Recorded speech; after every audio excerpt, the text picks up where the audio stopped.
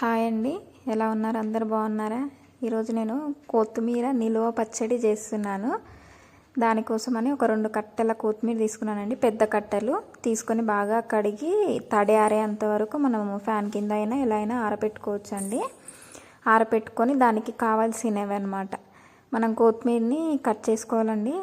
Cut చేసుకున్న తర్వాత వాటి కోసం పోపు గింజలు ప్లస్ మెంతులు, కారం, ఆవాలు, ఉప్పు అండి. రాళ్ళు ఉప్పు తీసుకున్నాను. ఒకవేళ మీ దగ్గర సన్నుప్పు ఉంటే సన్నుప్పు తీసుకోండి. ఎల్లిపాయలు ఎన్ని ఎక్కువ ఉంటే అంత టేస్టీగా ఉంటుంది అనమాట మనకు పచ్చడి.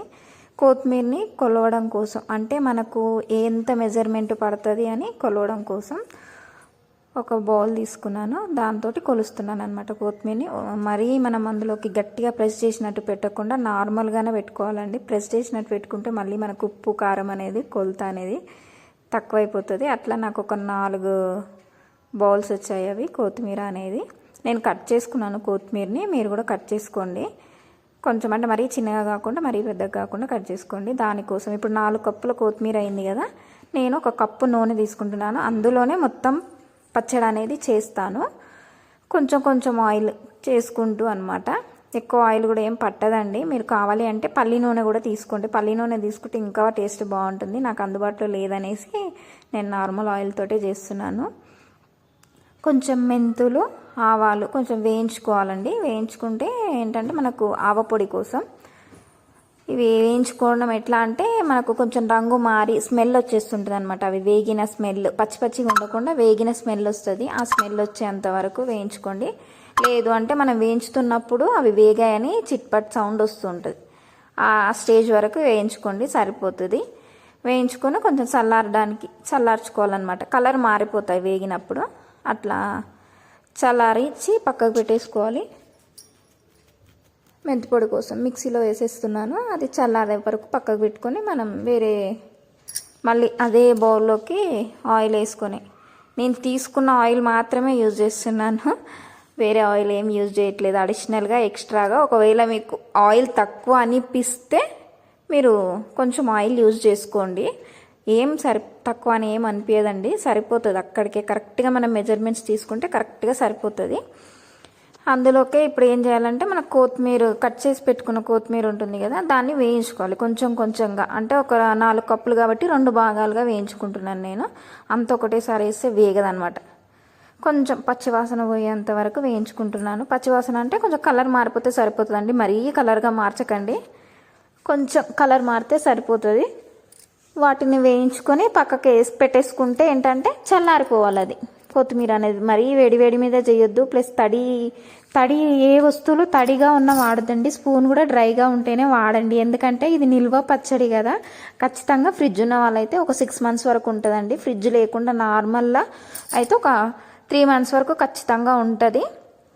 ఏంటంటే మనం యూజ్ చేసేదాన్ని బట్టి తడి స్పూన్స్ వాడకుండా, తడి చేతులతో కాకుండా నార్మల్గా డ్రైగా ఉన్న వాటినే మనం యూజ్ చేయాలి. ఇట్లా కొంచెం వేయించుకొని పక్కకు పెట్టేసుకొని అదే బౌల్లోకి మిగిలిన ఆయిల్ అంతా వేసేస్తున్నానండి నేను.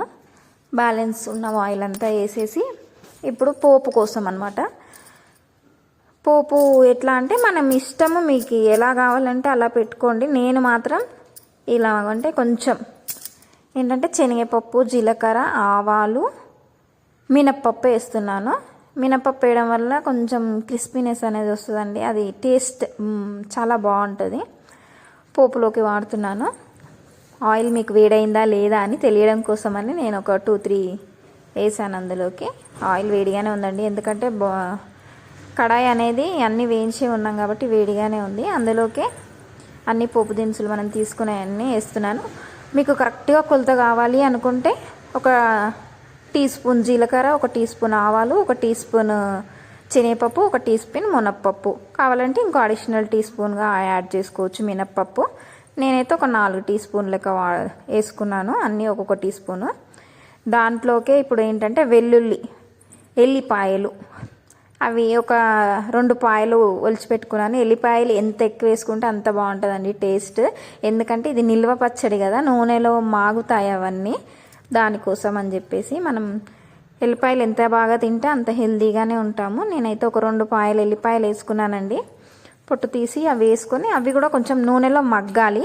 నేను ఎండుమిర్చి కంటే ముందు ఎల్లిపాయలు వేస్తున్నాను, ఎందుకంటే ఫస్ట్ ఎండుమిర్చి వేసామనుకోండి కలర్ చేంజ్ అయిపోతాయి. ఎండుమిర్చి ఎల్లిపాయలు కొంచెం ఉడకడానికి టైం తీసుకుంటాయి కాబట్టి అందుకోసం అనేసి నేను ముందు ఎల్లిపాయలు వేసాను. అవి కొంచెం మగ్గిన తర్వాత ఎండుమిర్చి వేసేస్తే సరిపోతుంది.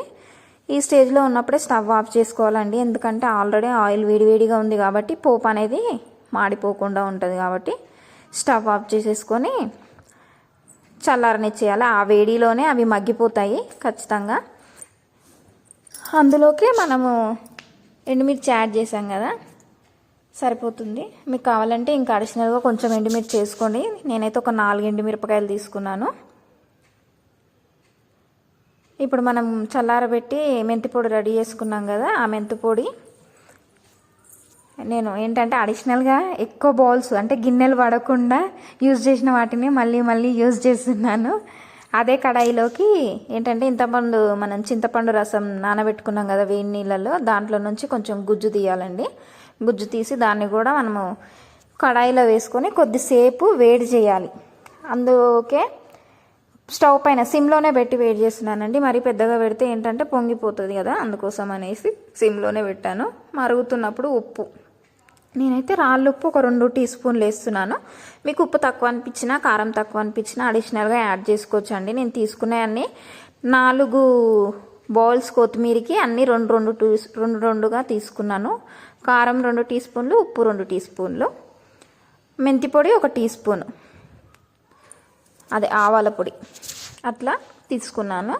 చింతపండు మనకు దగ్గరికి వచ్చేసిన తర్వాత కొత్తిమీర మిక్సీ చేసుకోవాలి. ఈ మిక్సీ ఎలా అంటే మీకు ఒకవేళ మెత్తగా కావాలి అనుకుంటే మెత్తగా చేసుకోండి, లేదు బరకగా కావాలి అనుకుంటే కొంచెం బరకగానే చేసుకోండి. చింతపండు ఇలా దగ్గరికి అయిపోయి వచ్చేస్తుంది.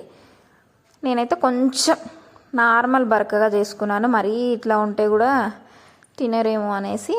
దాంట్లోకి మనం ఇప్పుడు రెడీ చేసుకున్న ఆవపొడి వేసుకొని కొంచెం కలుపుకోవాలండి. మీకు ఒకవేళ చేతులు డ్రైగా ఉన్నాయి అంటే తడే లేదు నా చేతికి అనుకుంటేనే చేతులు యూజ్ చేయండి, లేదనుకుంటే చెంచాతో కలపడమే బెటరు. స్పూన్తో కలిపేసుకోండి దాన్నే. అందులోకి ఇప్పుడు నేను కారం పొడి వేస్తున్నాను.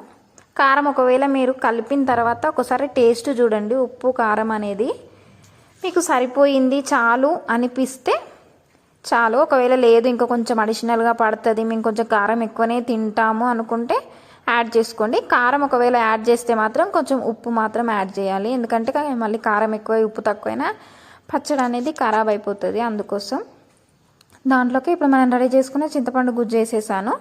నేను ఈ స్టేజ్లో ఉన్నప్పుడు ఒక్కసారి ఉప్పు కారం పులుపు అనేది సరిపోయిందా లేదా అనేది చెక్ చేస్తున్నాను. సరిపోయిందండి. నాకు ఉప్పు కూడా మొత్తం పట్టలేదు, నేను కొంచెం పక్కకి ఆపేసాను, రాళ్ళుప్పు కదా కొంచెం ఆపేసాను నేను. సరిపోయింది ఉప్పు కారం అన్నీ నాకైతే పర్ఫెక్ట్గా సరిపోయాయి. చాలా బాగుంటుందండి. మనం ఈరోజు పెట్టిన పచ్చడి కంటే నెక్స్ట్ డే తిన్నామనుకోండి, కొంచెం ఒక రోజు మాగిన తర్వాత తిన్నామనుకోండి చాలా బాగుంటుంది. పిల్లలకు స్కూల్లోకి లంచ్ బాక్స్లోకి కట్టించిన చాలా హెల్తీగా ఉంటుంది. హెల్తీ ఫుడ్ ఈ పచ్చడి. మెంతికూర పచ్చడి కూడా బాగుంటుందండి. సేమ్ ఇదే ప్రాసెస్లో కూడా మనం చేసుకోవచ్చు. పుంటికూర పచ్చడి, మెంతికూర పచ్చడి అలా. దీన్నే ఒక ఎయిర్ టైట్ బాక్స్లో లేదా మీ దగ్గర గ్లాస్ బాక్స్ ఉన్న అందులో పెట్టుకోండి, సీసా. నేనైతే ఇప్పుడు ఈ డబ్బాలో పెడుతున్నాను, సరిపోతుంది. ఈ డబ్బాని మంచిగా డ్రై అంటే తడి లేకుండా ఉంచుకోవాలి. అందులోకే ఇప్పుడు చేసిన పచ్చడి నాకైతే నూనె సరిపోయిందండి, పడుతుంది అని నాకేం లేదు. మీకు ఒకవేళ నూనె తక్కువ అనిపించింది అనుకుంటే ఈ స్టేజ్లో ఉన్నప్పుడే కొంచెం వేడి చేసి పోసేయండి, సరిపోతుంది.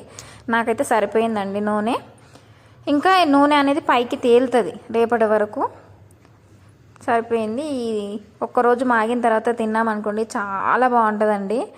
ఒకసారి మీరు ట్రై చేయండి, ట్రై చేసి ఎలా వచ్చింది అనేది కామెంట్స్ చేయండి. ఒకవేళ మీకు రాకుండా ఏదైనా ఎక్కువ తక్కువలైనా నాకు కమెంట్స్ రూపంలో పెట్టండి, నేను పర్టికులర్గా మీ కమెంట్కి రిప్లై ఇస్తాను, ఖచ్చితంగా చెప్తాను.